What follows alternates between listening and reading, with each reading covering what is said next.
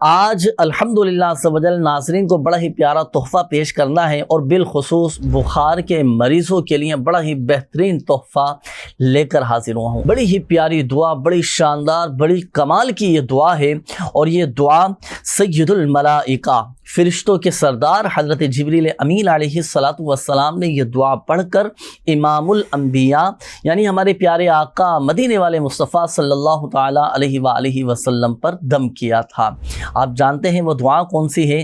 بالخصوص بخار کے جو مریض ہیں تو وہ دعا پڑھ کر اگر بخار کے مریض پر دم کر دیا جائے تو الحمدللہ عز و جل بخار کا مریض ٹھیک ہو جاتا ہے۔